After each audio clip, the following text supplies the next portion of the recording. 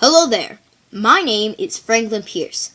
I was born into a large family on November 23rd, 1804 in Hillsborough, New Hampshire, and I lived quite comfortably. My father, Benjamin Pierce, fought alongside George Washington in the American Revolution. However, my father had never gone to school. My mother's name was Anna Kendrick. There were 8 children in my family, so I had 7 siblings.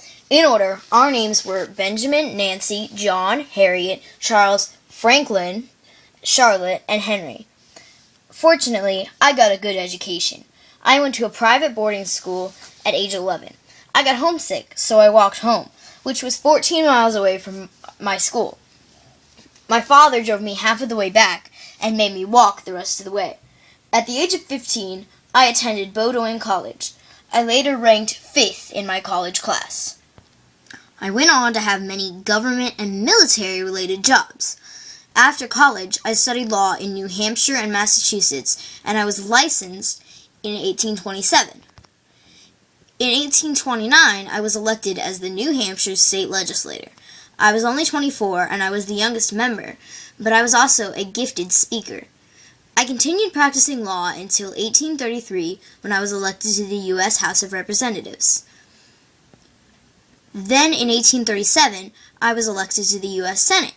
I served for 5 years, then resigned in 1842, and returned to New Hampshire to practice law.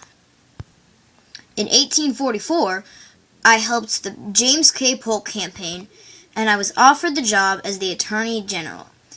I refused the job and stayed in New Hampshire until 1846, when I enlisted to fight in the war against Mexico.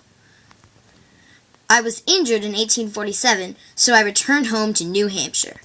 Now I bet you're wondering, did I have a family? And the answer to that is yes, but I had a very sorrowful family life.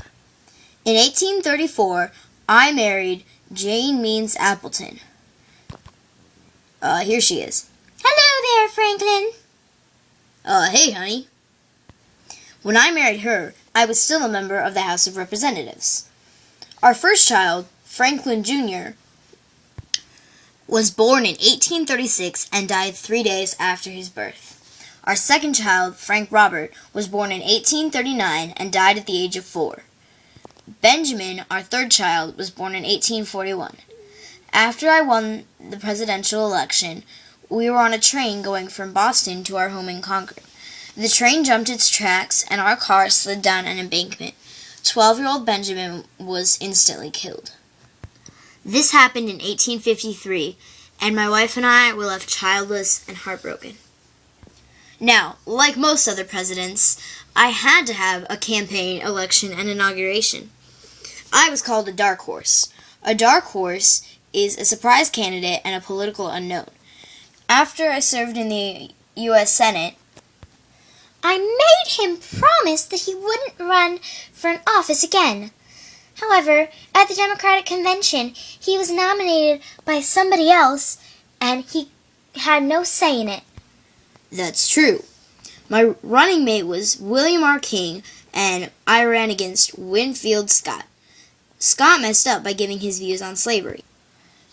In the election, Scott got 42 electoral votes and 1.4 million popular votes.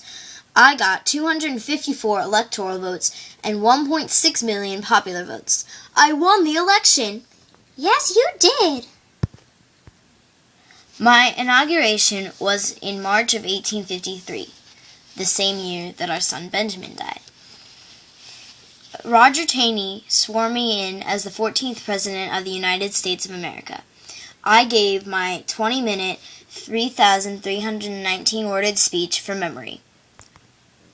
Jane was mourning Benjamin's death and did not attend my inauguration.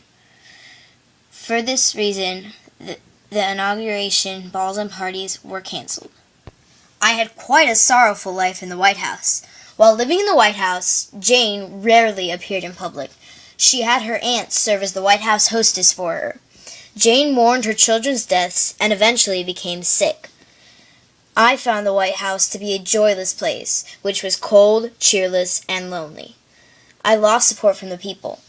my wife and I actually left the White House before my term had ended, and Jane had to be carried out. Sadly, I had very few accomplishments as president. One thing that I did was authorize the Gadsden Purchase, which bought Arizona and New Mexico from Mexico.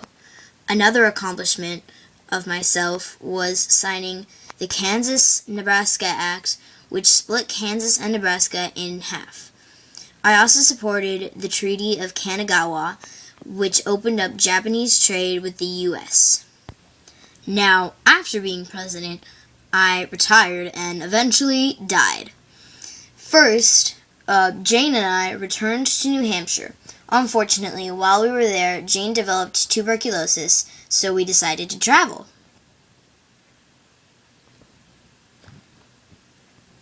Okay. Unfortunately, since she had developed that, it didn't really go away. We sailed to the Caribbean, then to Europe, hoping to find a healthful climate for Jane. Eventually, in 1860, we returned to New Hampshire and settled in Concord.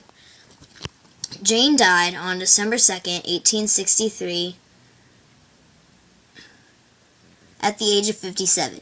She died due to tuberculosis at her sister's home in Andover. Jane was buried in the Pierce family plot in Concord. Franklin, myself, died on October 8th, 1869, at the age of 64. I died of natural causes at my home in Concord. I was also buried in the Pierce family plot. Now there are several interesting facts about me, Franklin Pierce. When Jane, my wife, found out that I was running for president, she fainted. During the election, Jane prayed that I wouldn't win. Running wasn't something that I really chose to do, though. Because I wasn't at the Democratic convention, I couldn't not run for president. Even though we hated the White House, I wanted to be the Democratic nominee again, but James Buchanan got the spot and was elected. I obviously had the saddest life of all the U.S. presidents.